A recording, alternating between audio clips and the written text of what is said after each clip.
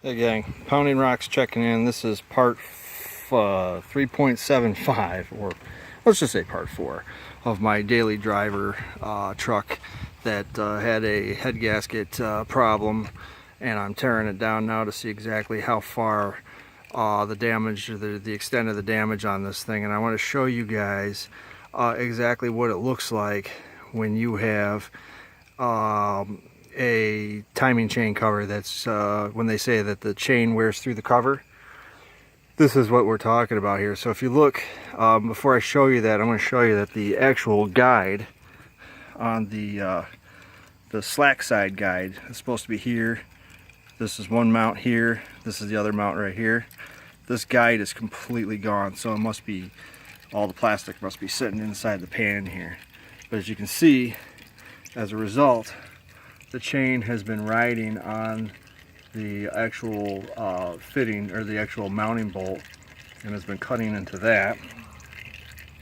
Same here, this mounting bolt has been worn through. So those are the only things keeping the chain from really like flying off of the sprocket down here.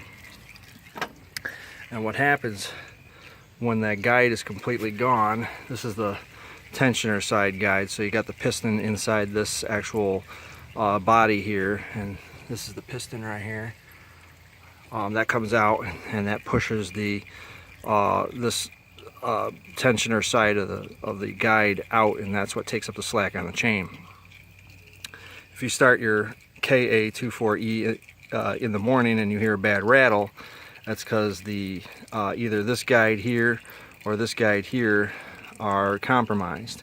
And in this case, I was hearing all kinds of noise going down the road over 3,000 RPMs. And that's because the chain was just using this as a guide and this as a guide, and as a result has been cutting into, this is the timing cover itself. It's upside down, but this is a water galley right here. And you can see the chain has actually been cutting into this aluminum, making its way through the aluminum. And what happens is eventually it will cut its way so through that it opens up this water jacket, and then it just fills the oil pan up with coolant, because the coolant just starts gushing down into the pan. Now this one is not all the way through, so this cover can be put back into service. It's ugly. And obviously it's going to need some cleaning and some work and everything. But the main problem that we got here is, one, that's a result of a head gasket leak. The oil pan is completely full of coolant right now, so it's up to the brim in coolant. And in the crankshaft, luckily the bearings haven't been sitting in that, and it still spins, so I could probably do a couple oil changes and get this thing back into shape there. I'm going to have to do the tension side guide and the slack side guide, and I'm probably going to have to replace these bolts here because they're so badly worn and everything. Obviously clean up. There's 2 O-rings here that got to be replaced, seal O-rings that you don't want to forget, and then you got to seal the whole thing up from there. And then you're going to have to RTV the bottom of the pan, because obviously, or the front of the pan, because you had to take it out to well, you know, it mounts directly to the bottom of the front cover here. So I want to show you guys exactly what happened to my engine. This thing, it ran great when it ran, but it's just, I'm sure that what's left of this one side of the guide is now sitting in the oil pan. So what I'm going to end up doing is probably pulling the pan and cleaning it out and resealing it and putting it back up and in. That's going to be a pain in the balls, but what's going to happen is I'm going to move this truck from this location over to the front of my barn, and then I can wrap a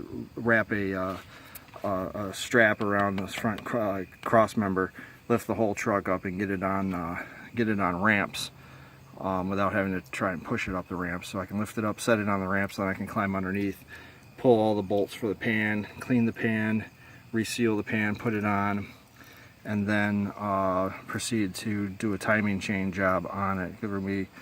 I have it set to top dead center on compression stroke, so that's okay. So I just got to set the chain the proper way for that. get the guides in, get the new piston for the tensioner, and there's that Mr. Jim who does the extender, I guess, that makes it so that there's always tension on the chain so you don't get any rattle out of it from there. Other than that, I don't think this is going to be too bad. It just needs to be, the pan needs to be drained. It's bad. This is right up to the brim. It's not supposed to be that deep. And it's bleeding off right now. So if I will crack it open and just let it drain into this pan, we should be okay from there. But yeah, that's what happens when you let your timing chain go too long. This guide disappears into the pan. This guide can only go so far to take up the slack, and then eventually it finds the next stop, which is this, and it'll wear through that, and it eventually will fill your pan with water, which is what I thought happened in the first place, but it's not. My water was coming in from the back corner over here where this head gasket was not properly torqued, and it was allowing coolant to mix with the oil in the back of the head. And so I'm just going to keep moving forward. So leave me a comment down below, like, share, and subscribe. And Pounding Rocks tuning out, and I'll have more information as I keep tearing into this thing. Thanks for watching. Take care now.